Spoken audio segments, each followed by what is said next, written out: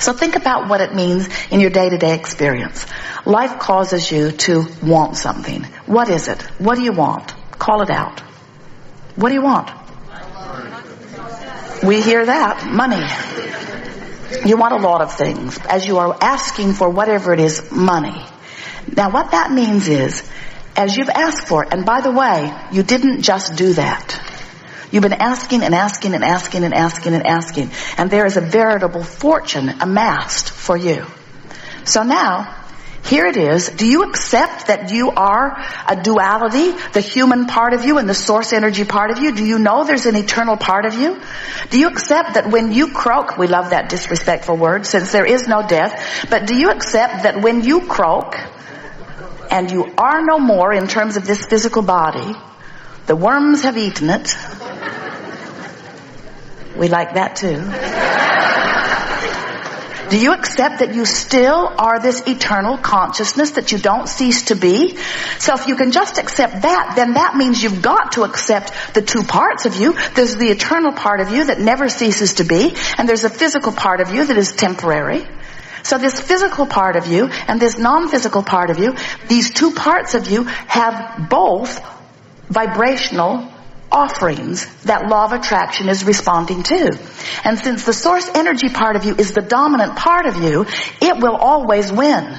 It will always win. Jerry and Esther went whitewater rafting with friends. There were 6 of them that went together and several other rafts full of high school wrestlers.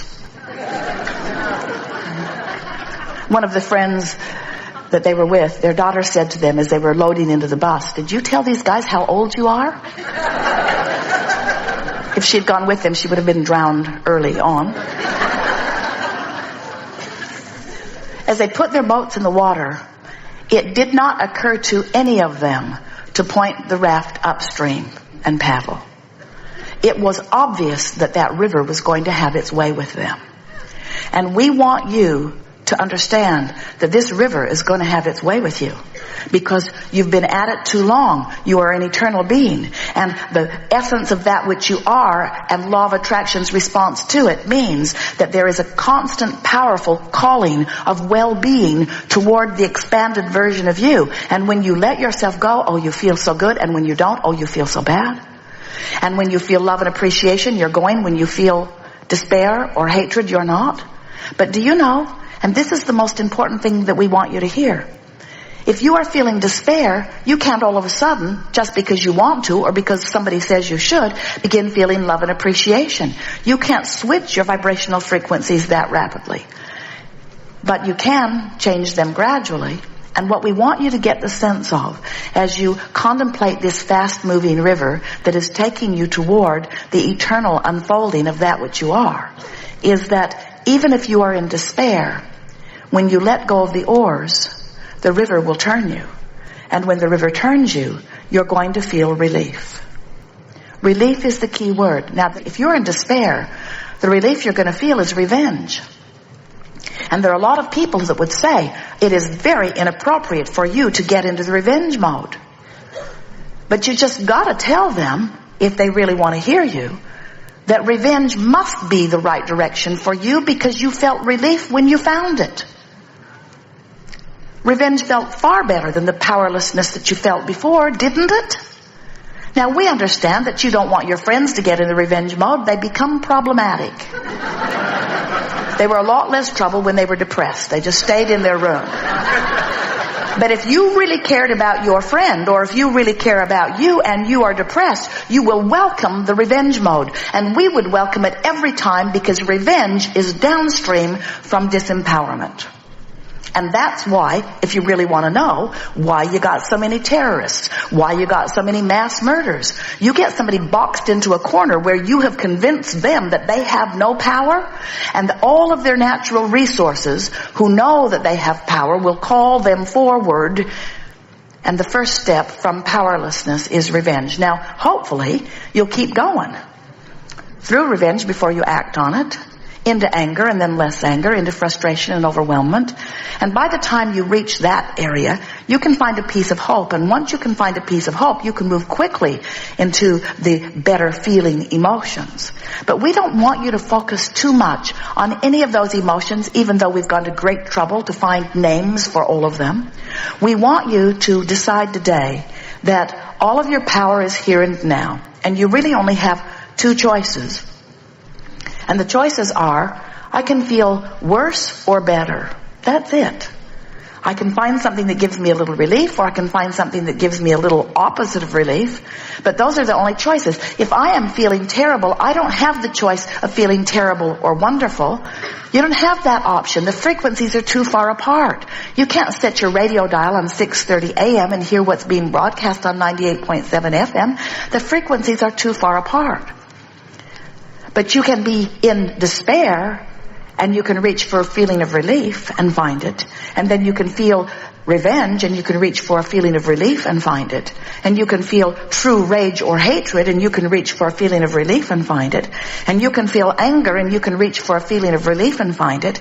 And you can feel less anger and find less anger and less anger. Then you can find the relief of frustration, and then you can find the relief of hope. And once you find the relief of hope, then you can find the relief of believing and knowing. Then you can find the relief of love. And we want you to know that as far as we know, there is no end to the relief that we can find, because there is no end to our expansion and becoming. Life is going to cause us to continue to be more, and as beings, we have no option other than to let ourselves become it. From our non-physical standpoint, you're the ones who are the pioneers out here, exploring the contrast and becoming.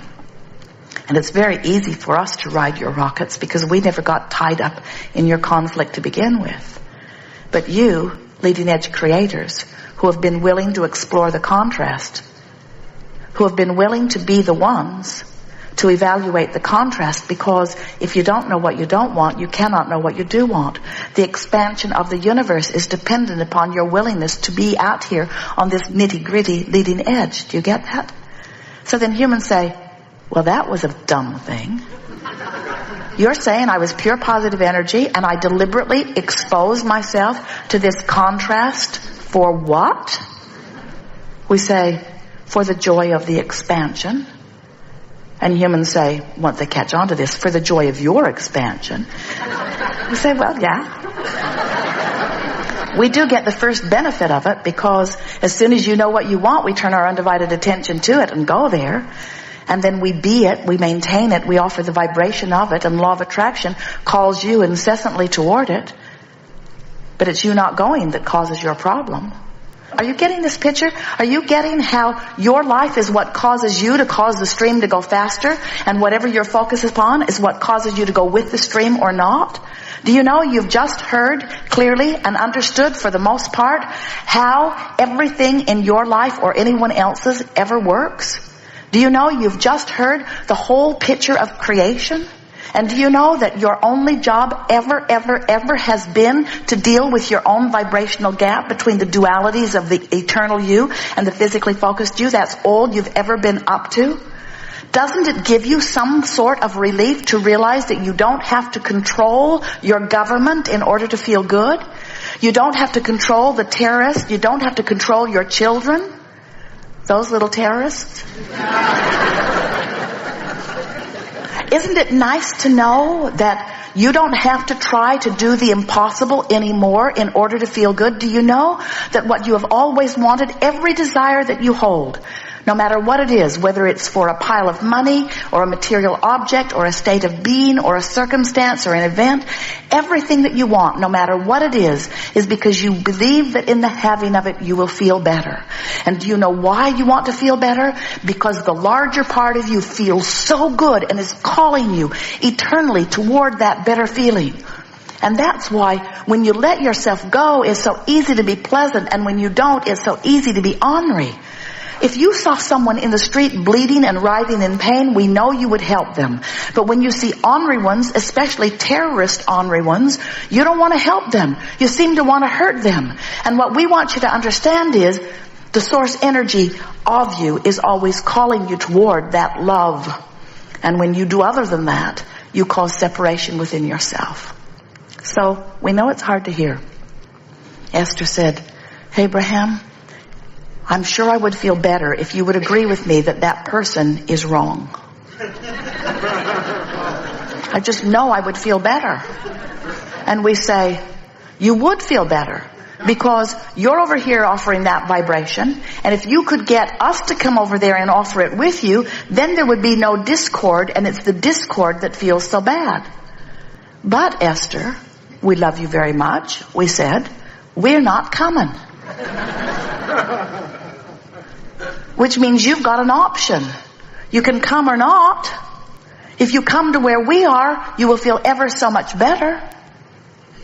But Abraham, do you not see what I see? Not really. We do not look there with you. And the reason you are feeling so bad is because you're looking there. Look over here. Come over here. Come over here to who you really are. No. I don't want to go over there where you are. You are disgustingly happy. Because I'm sure I am right about this. I've been taught about morality and honesty and justice. I know what's right and I know what's wrong, and that's wrong. And I will never look at that is wrong and say that it is right. We're not asking you to look at something that's wrong and call it right. We're asking you to find something that's right and look at it. We're asking you to look at something that feels good and look at it. I don't want to look at something that feels good because this is what's active in my vibration. This is where I've got my attention now. And we say, we know. You have the option of coming this way or going that way. You are so free you can choose bondage. But if you want to be who you are, and if you want to feel the joy that is truly you, then you have to, little by little, orient yourself into vibrational alignment with your source. So many of our physical friends look around the world and you see so many injustices, and they just eat you up. And we want you to understand that the greatest injustice is applied to you by you. And it's the injustice that you have control over, of allowing your alignment with who you have become or not. It is our desire to assist you in coming into alignment with who life has caused you to become. And it's very easy for us to see you as you are and call you forward to it. Sometimes you come more willingly than others, but you never come and never will come to the completion of who you are until you decide that feeling good matters. We want you to try, at least, to feel the guidance within you and acknowledge that it was a really good plan, that it was set into place so that you would know how to quantify every journey. There are two things that matter very much before you can be a very easy, deliberate creator, achieving anything that you want and relatively quickly. Two things. One is you have to acknowledge that it matters to you that you feel good.